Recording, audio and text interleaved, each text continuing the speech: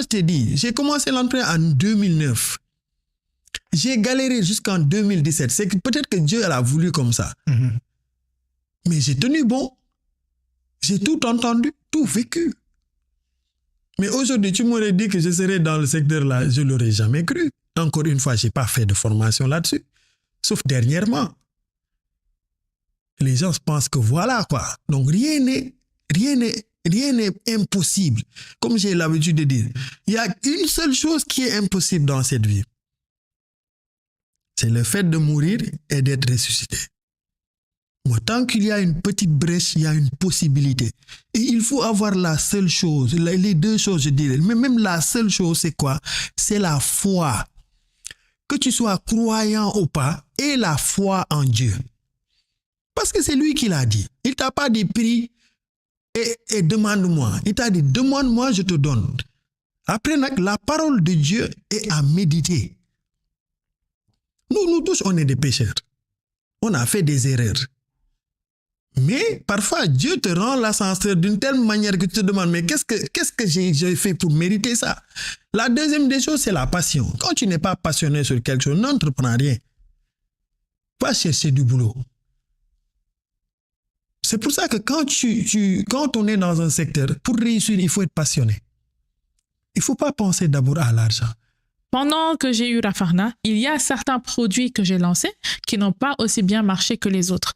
Et je pense que l'une des raisons aussi, c'est parce qu'au début, surtout quand tu es entrepreneur, tu as l'impression que tu as les meilleures idées, que ça va trop marcher, le public va aimer et tout. Alors qu'en réalité, c'est le marché qui décide, c'est le public qui décide vraiment ce qu'il veut.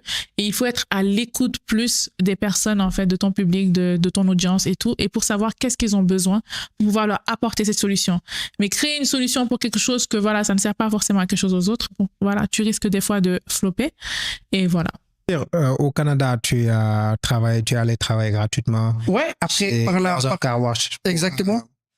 Pour acquérir plus de compétences. Exactement. Donc, toujours les compétences over l'argent. Exactement. Et, pourquoi? C'est-à-dire, est-ce qu'il y avait un objectif derrière? L'objectif, je l'ai dit, cash à la personne. Quand je suis venu le présenter ce que je voulais faire, j'ai dit, je veux que tu me formes. Il me dit, c'est dans quel but?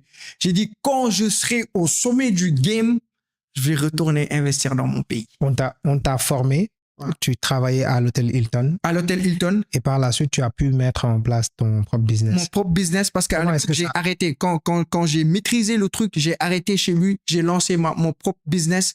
J'avais une voiture, j'avais mon setup à l'intérieur, puis je parcourais le Canada. Tu as utilisé l'argent que tu as gagné avant? Ouais, l'argent que je gagnais à l'hôtel pour financer ce projet-là. Donc, j'ai financé parce que j'ai dû serrer la ceinture. Donc, moi, j'ai fait. Là, tu viens de nous donner un tips pour financer le truc pour ceux qui veulent démarrer un business. Du bord. C'est sûr. Donc, allez travailler, on va vous payer. Vous prenez cet argent-là. Bon, déjà, quand on vous donne cet argent-là, vous serrez la ceinture. Ouais. Mettez l'argent de côté. Après, utilisez cet argent pour démarrer avec les... Faut insister sur serrer la ceinture.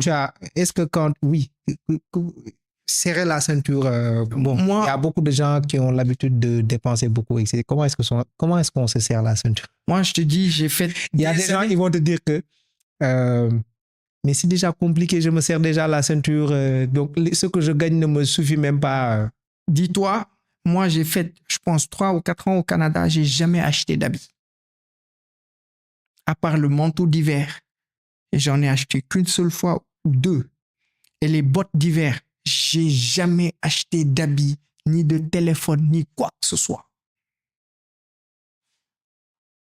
Je partais jamais au restaurant.